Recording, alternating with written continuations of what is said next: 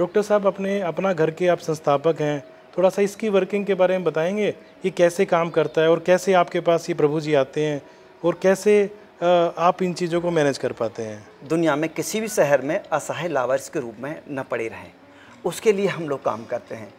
तो हमारा ऑब्जेक्ट है कि हर शहर में एक ऐसा विकल्प हो, कहीं पर भी कोई लावारिस असहाय बीमार हैं जो मांग के नहीं खा सकते, छीन के नहीं खा सकते, करके नहीं खा सकते, और वो पड़े हुए हैं, उनको इंतज़ार है कोई मुझे आके संभाले। तो हमारी एम्बुलेंस हैं संस्था की, वो लेके जाती हैं। कोई भी व्यक्ति अगर सूचना हम लोगों को दे दे, हमारे हेल्पलाइन नंबर हैं, मैं बताना चाहूँगा 8599999911। हिंदी में भी बता देना चाहूँगा 85 99 99 99 11। इन नंबरों पर अगर कहीं से भी कोई सूचना आ जाए, हम 400 किलोमीटर के डिस्टेंस को 40 से 50 किलोमीटर घंटे का एवरेज लगा लें, हमारी गाड़ी वहाँ पर पहुँच जाते हैं। ये हम लोग प्रयास करते हैं। तो हमारी एम्बुलेंस जाती है, रेस्क्यू टीम है, उसके माध्यम से प्रभु जी किसी भी हालत में हैं, कहीं पे भी हैं, किसी को ये नहीं देखना है कि उनकी स्थिति क्या है। और यहाँ पे आने की स्थिति अब तो ऐसी है, 42 ऑर्गेनाइजेशन देश भर से और 11 राज्यों के ऑफिसर्स जो भी लावारिस असहाय कहीं पे भी मिलते हैं उनको भेज देते हैं ऑफिशियली। और 10 लाख से ज़्यादा लोग इस सिस्टम से जुड़े हुए हैं। उनकी कोई सूचना आ जाती है तो हम वहाँ पे एम्बुलेंस भेज देते हैं। इसके अलावा भी अपना घर सेवा समिति, अपना घर हेल्पलाइन, 38 अपना घर सेवा समितियाँ हैं और 80 से ज़्यादा अपना घर हेल्पलाइन पूरे देश में है। उनके माध्यम से प्रभु जी को यहाँ तक लाया जाता है। डॉक्टर साहब, मेरा अगला क्वेश्चन आपसे है, जैसे आपने बताया पूरे भारत में आपके 32 सेंटर हैं और करीब 6000 प्रभु जी आपके साथ जुड़े हुए हैं और उसके अलावा 5000 वॉलेंटियर्स और करीब 10 लाख कार्यकर्ता आपके साथ अपना घर में जुड़े हुए हैं। जी सर। तो इतना बड़ा आप मैनेज कैसे कर पाते हैं पूरे प्रबंधन को? इसको सर, इसका प्रबंधन तो परमात्मा ही मैनेज करता है। हमें खुद पता नहीं है कि ये मैनेज किस तरह से होता है, लेकिन ये पता है कि मैनेज हो जाता है और बेस्ट वे से हो जाता है। आप यहाँ पर देखेंगे मैनेजमेंट की व्यवस्थाओं के अगर देखेंगे तो यहाँ पे आपको पूरे सेंटर के अंदर कोई भी ऐसा चेहरा नहीं आएगा जिसको ऐसा लगे कि मैनेज नहीं हो पा रहा है, कोई अव्यवस्थाएं। वेल मैनेज तरीक़ा से यहाँ पे अपने आप पूरी व्यवस्थाएं हो जाती हैं। बड़ी संख्या में सेवाभावी हैं, वॉलंटियर्स हैं। कहीं से भी कोई सूचना आती है, तत्काल सर्विस देते हैं। अगर कोई तत्काल सर्विस देने में अगर ऑर्गेनाइजेशन है तो हम कह सकते हैं कि अपना घर उन संस्थाओं में से एक संस्था होगी जो तत्काल सर्विस दे सकती है किसी भी प्रभु जी को, किसी भी स्तर पर जाके। डॉक्टर साहब, जैसा कि हमें पता चला है, अपना घर का एक नियम है, उसको कुछ भी ज़रूरत होती है, उसके प्रभु जी को कुछ भी ज़रूरत होती है तो वो ठाकुर जी की चिट्ठी लिख के पोस्ट कर देते हैं। तो क्या कारण है चिट्ठी लिखने का और उससे होता क्या है, थोड़ा सा बताएंगे? जो भी प्रभु जी की आवश्यकता होती है ठाकुर जी को इसलिए लिखी जाती है कि जितने भी प्रभुजन हैं सभी अपना भाग्य लेकर आते हैं और जो भी उनको जितनी भी ऑक्सीजन की, भोजन की, दवाई की, भवन की, रहने के लिए जगह की जितनी भी आवश्यकता होती है सभी ठाकुर जी को लिख दी जाती हैं। और ठाकुर जी आवश्यक रूप से बेसिक नीड जितनी भी हैं किसी भी इंसान को जीवन में, वो सभी ठाकुर जी विभिन्न माध्यमों से पूरा कर देते हैं। इसीलिए ठाकुर जी को चिट्ठी लिखी जाती है। वो केवल इसी आश्रम में नहीं, भरतपुर में ही नहीं, जितने भी 3200 आश्रम हैं सभी आश्रमों में ये चिट्ठी लिखी जाती है। जितनी भी ज़रूरत होती है सभी ठाकुर जी विभिन्न मानव स्वरूपों में आके पूरी करते हैं। ऐसा नहीं उनका कोई अलग से कोई रूप रंग हो। हम ठाकुर जी को लिखते हैं, यहाँ पर कोई सेठ, साहूकार या गवर्नमेंट या कोई संस्था नहीं आती देने के लिए। हम तो उनमें जो भी आता है कि हमने चिट्ठी ठाकुर जी के लिए लिखी और जो भी देने के लिए आता है हम यही सोचते हैं कि ठाकुर जी इनके माध्यम से आते हैं। और सुबह से लेकर शाम तक हज़ारों की संख्या में ठाकुर जी विभिन्न माध्यमों से यहाँ पर आते हैं और यहाँ की ज़रूरतों को पूरा कर जाते हैं। सर, तो कभी ऐसा हुआ है आपने ठाकुर जी को चिट्ठी लिखी और ठाकुर जी ने कुछ कम दे दिया हो, ज़्यादा दे दिया हो या कभी ना दिया हो? हाँ, मैं बता दूँ सर, यहाँ पे जो व्यवस्थाएं होती है ना, इस आधार पर नहीं होती कि ठाकुर जी ने यहाँ पे दिया क्या है, संसाधन हमारे पास कितने हैं। व्यवस्थाएं इस आधार पर होती हैं इन प्रभु जी की कि यहाँ पे इनकी ज़रूरतें क्या हैं। हर हालत में ज़रूरत पूरी की जाती है। कभी ऐसा हो जाता है कि समय पर संसाधन नहीं आए, तो जब समय पर संसाधन नहीं आते तो हम लोन ले लेते हैं। अभी भी 2 करोड़ 3 लाख रुपए का हम लोगों लोन ले रखा है, लेकिन लोन वैसे नहीं लेना होता। लोन ऐसा नहीं है कि सामान्य रूप से हमें पता चल जाता है, ठाकुर जी हमें ये संकेत देते हैं कि आप अपना काम ईमानदारी से नहीं कर रहे हैं। और जब हम ईमानदारी से काम करना शुरू कर देते हैं तो सब व्यवस्थाएं अपने आप ठाकुर जी फिर भेज देते हैं। और बेईमानी का मतलब ये नहीं कि हम कोई आर्थिक मामलों में बेईमानी करते हों। सबसे बड़ी बेईमानी ये है कि रात को कोई 2 बजे कॉल आ जाए और हमारे यहाँ पे ड्राइवर नहीं है, और हम ये कह दें कि भाई ड्राइवर नहीं है, गौ माता को सुबह लेके आएंगे। जब परमात्मा ने मुझे अच्छा ड्राइवर बना रखा है और जिस पे मेरा पूरा कंट्रोल है, जब मैं ड्राइविंग अच्छी तरह जानता हूँ तो मैं जा सकता हूँ, लेकिन जब मैं नहीं लेके जाता तो ये सबसे बड़ी बेईमानी है। इससे बड़ी कोई बेईमानी नहीं है। कहीं कोई प्रभु जी सोच आदि कर जाते हैं और हम सोचते हैं कि स्वीपर नहीं आया। जब स्वीपर नहीं आया तो ऐसा नहीं है कि जब मैं जानता हूँ मैं स्वीपर का काम कर सकता हूँ तो मुझे करना चाहिए। अगर हम ये नहीं करते तो परमात्मा हमें ये संकेत देते हैं कि सुधर जाइए, सभी काम कीजिए। आप अकेले डॉक्टर नहीं हो, आप पे अगर ड्राइविंग आती है तो ड्राइवर भी हो, सफाई काम करना आता है सफाई कर्मचारी भी हो। और इस तरह से हम अगर इसमें कहीं लूजनेस हमारे इस तरह पे आ जाती है तो अभाव हो जाता है, वरना तो परमात्मा को व्यवस्था करनी ही होती है। ऐसा हो ही नहीं सकता हम उसका काम करें और वो हमें संसाधन नहीं भेजे। सर तो आपका कहने का मतलब ये है, अगर हम अपने दिल के साथ और दिमाग के साथ ईमानदारी से काम करें तो ऐसी कोई ताकत नहीं है जो हमारे को उसको सफल होने से रोक सकती हो। हाँ सर, दिल दिमाग से नहीं, केवल परमात्मा का काम करें, सिर्फ और सिर्फ परमात्मा का। उसमें हमारा अपना कोई नेम का, फेम का, किसी दूसरे हमारे अंदर कोई आसक्ति ना हो। जो व्यापार में होती है वो आसक्ति ना हो सर। मतलब अपनी सेवा को व्यापार ना बनाएं तो ही भगवान जी आपकी बात सुनेंगे। आपका कहने का मतलब ये है। सर व्यापार में तो आपको यहाँ पर सब दुखी नजर आएंगे। व्यापार में आप करोड़पति अरबपति सब दुखी रहते हैं। आप यहाँ पे आके देख लीजिए, यहाँ पे सब खुश रहते हैं। क्यों खुश रहते हैं? यहाँ पे परमात्मा का काम करते हैं, यहाँ पे साक्षात परमात्मा की सेवा करते हैं, परमात्मा की पूजा करते हैं, परमात्मा की प्रार्थना करते हैं। यहाँ पे हम सेवा वेवा कुछ नहीं करते, ये हमारे लिए परमात्मा है जो हम ठाकुर जी कहते हैं, और उनकी पूजा करते हैं, आराधना करते हैं। यही हमारा एक सोच है और यही हमारी विचारधारा है। और ये 10 लाख लोग जो जुड़े हैं ना, इसी विचारधारा से जुड़े हैं। सेवा ही हमारी पूजा एवं आराधना है। हम लोगों की सेवा नहीं करते, कोई उपकार नहीं करते, हम प्रभु जी की प्रार्थना है। आपके विचार बड़े उत्तम हैं डॉक्टर साहब। अच्छा डॉक्टर साहब, एक चीज़ बताइए, हर इंसान के अपने शौक़ होते हैं, मेरे भी अपने शौक़ है, कभी घूमने चले जाना, कभी हिल स्टेशन पे चले जाना, कभी मूवी देखने चले जाना। तो आपके भी तो ऐसे शौक़ होते होंगे, आप अपने शौक़ के लिए क्या करते हैं?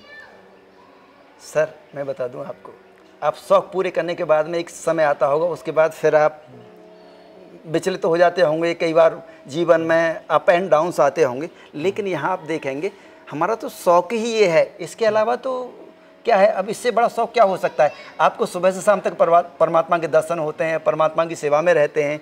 जब परमात्मा की सेवा में रह सकते हैं, परमात्मा के दर्शन होते हैं, तो लोग कहाँ कहाँ से ढूंढने के लिए परमात्मा के लिए, कोई पहाड़ पे जाता है, कोई पर्वत पे जाता है, कोई मंदिर में जाता है, कोई मस्जिद में जाता है। सभी शौक़ पूरे करने के बाद आदमी एक जगह जाना चाहता है, परमात्मा के पास, और हम परमात्मा के पास ही रहते हैं, तो शौक़ की तो जरूरत ही नहीं है, सभी शौक़ पूरे।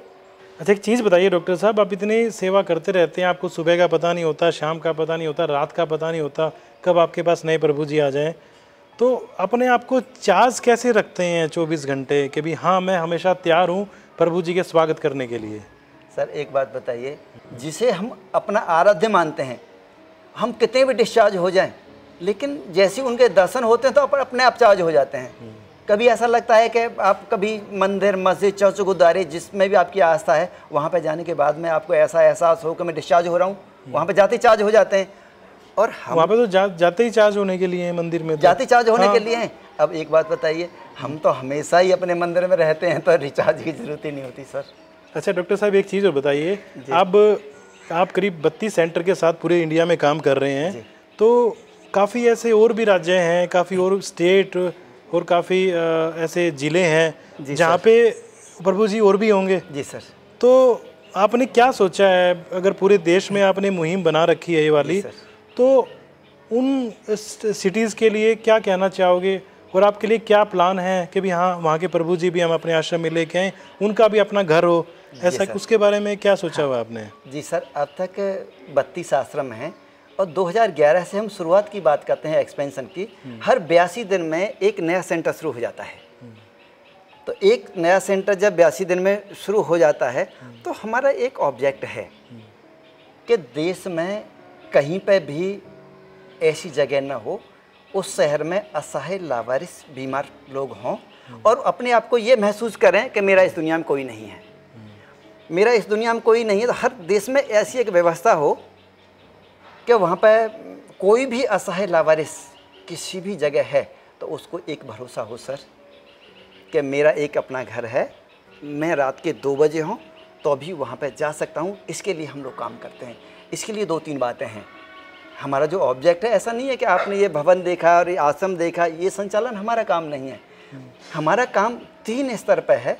एक तो हर असहाय लावारिस बीमार जिन्हें हम कहते हैं, जो प्रभुजन हैं, उनको एक ऐसी व्यवस्था मिले कि उनको ये भरोसा हो कि मेरा एक घर है, मैं वहाँ पर कभी भी जा सकता हूँ।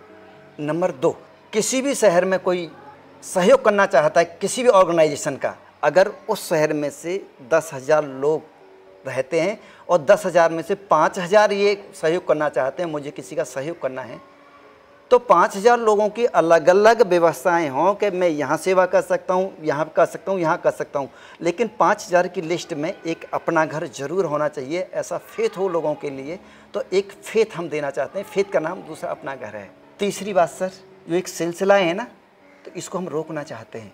इसको जुबान के माध्यम से नहीं रोका जा सकता। एक समय ऐसा आता है, कोई अपने माँ को, पिता को, पति को, पत्नी को कहीं पर छोड़ना चाहता है। अगर उसके मन में छोड़ने का भाव आए और वो अपना घर के कैंपस में कहीं आए, एक बार विजिट करने के बाद उसको इस बात का एहसास हो जाए, यहाँ पे इतने लोगों की सेवा जिनका इनसे अपना कोई संबंध नहीं है, इतने लोगों की सोच साफ कर सकते हैं। सर यहाँ पर एवरेज 700 लोगों की सोच हम और हमारे साथी अपने हाथ से साफ़ करते हैं। यहाँ के अध्यक्ष साफ करते हैं, सचिव यहाँ के सोच साफ कर सकें, यहाँ के पदाधिकारी सोच साफ करते हैं। जब उनको इस बात का एहसास हो जाए, ये जिनका कोई संबंध नहीं, उनकी ये सेवा सोच साफ कर सकते हैं, क्या मैं अपनी माँ की, बहन की, पत्नी की, भाई की, पति की नहीं कर सकता? अगर ऐसा नहीं होता है यहाँ पर आने के बाद, उसका नाम अपना घर नहीं है। इसके लिए हम लोग काम करते हैं। आने वाले समय में एक समय ऐसा आएगा, ये जो सेंटर है ना, संस्कार के केंद्र बनेंगे और लोग यहाँ पे संस्कार देने के लिए अपने बच्चों के साथ, अपनी पत्नियों के साथ, अपने पति के साथ यहाँ पर आएंगे कि वहाँ पे जाएंगे। और हमारी जो विघटन हो रहा है ना परिवार में, जो पाश्चात्य संस्कृति आ रही है, ये यही एक सेंटर ऐसा है जो इसको कंट्रोल कर सकता है। इसके लिए सर हम लोग काम करते हैं। आखिर में जाते जाते डॉक्टर साहब, हमारे दर्शकों को और पूरी दुनिया को आप क्या संदेश देना चाहेंगे ताकि वो भी अपना घर आश्रम से कुछ सीख पाएँ और प्रेरित हों? सर सबसे पहले तो हमारे आसपास कहीं पे भी अगर असहाय लावारिस बीमार प्रभु जी दिखाई देते हैं किन्हीं को भी, तो यहाँ का हेल्पलाइन नंबर नोट कर सकते हैं और उसके माध्यम से उनकी मदद कर सकते हैं। हो सकता है आज से पहले वो देखते हों और निकल जाते हों कहीं पे भी कि ठीक है, कहाँ है, ऐसे तो लोग पड़े ही रहते हैं, इनको कोई संभालने वाला तो है नहीं। लेकिन आज आपके चैनल के माध्यम से लोगों को ये पता चल जाएगा कि उनके पास इनके लिए ऑप्शन है और इनका भी एक अपना घर है और वहाँ पर ये कभी भी जा सकते हैं। तो उसके लिए मैं सभी को यहाँ का हेल्पलाइन नंबर है वो देना चाहूँगा। यहाँ का हेल्पलाइन नंबर है 8599999911, हिंदी में 8599999911। ये ऐसे नंबर हैं, कभी भी कोई भी इन नंबरों पर सूचना दें और इन प्रभुजन का एक घर है, वहाँ पर ये जैसी सूचना देंगे हमारी एम्बुलेंस वहाँ पहुँचेगी। लेकिन जब तक एम्बुलेंस पहुँचे वहाँ पर उनको रहना होगा और एम्बुलेंस पहुँचने के बाद उनका काम पूरा। और सबसे बड़ा क्या होगा कि हो सकता है कि आपके लिए घंटे, 2 घंटे, 4 घंटे बहुत तकलीफ़ भरा हो, लेकिन इतना तकलीफ़ भरा भी नहीं होगा कि आप उन प्रभुजनों को उनके घर पहुंचा के, जो तड़फ रहे थे, पता नहीं कितने दिन से उनको तलाश थी, मुझे कोई संभाले आके, उनका जीवन दे सकते हैं। आप अपने 2-4 घंटे, 6 घंटे, 1 दिन भी लगा दें और किसी को नया जीवन मिल जाए, तो मैं कहना चाहूँगा कि आप इस नंबर पर आवश्यक रूप से सूचना दें कि यहाँ पर एक प्रभुजन है, ये उम्र है, ये स्थिति है और आप आके इनको ले जाएं। और हम 400 किलोमीटर तक फ्रीक्वेंटली इस सर्विस को देते हैं और 400 किलोमीटर से अगर ज़्यादा दूरी है तो भी हम लोग प्लान कर सकते हैं, योजना बना सकते हैं उनको लाने की, बशर्ते उनका भी थोड़ा सा सहयोग हो, केवल जब तक हमारी एम्बुलेंस पहुँचे और हमारी सेवा वहाँ तक पहुँचे। अंत में दर्शकों में इतना ही कहना चाहूँगा, डॉक्टर साहब की लाइफ एक खुली किताब की तरह से है जो हमें प्रेरणा देने का काम कर रही है। तो मैं आप सबसे रिक्वेस्ट करूँगा, जो यज्ञ डॉक्टर साहब ने शुरू किया हुआ है, हम सब मिल के उसमें आहुति डालने का काम करते हैं और अपना अपना कंट्रीब्यूशन समाज के लिए दें और उन लोगों की सेवा में थोड़ा सा हमारा भी कंट्रीब्यूशन रहे जो लोग लावारिस हैं और जिनके घर वालों ने इनको निकाल दिया है। और यकीन मानिए, जो संतुष्टि हमें उस चीज़ से मिलेगी शायद ही हमें किसी और चीज़ से मिले। तो इसी बात के साथ मैं कंक्लूड करना चाहूँगा और डॉक्टर साहब का धन्यवाद करना चाहूँगा। डॉक्टर साहब ने समय निकाला हमारे लिए और इतनी अच्छी अच्छी बातें हमें और मेरे दर्शकों को बताई। तो दर्शकों, आपका भी धन्यवाद। डॉक्टर साहब नमस्कार। प्रणाम सर। प्रणाम सर। नमस्कार सर। प्रणाम सर।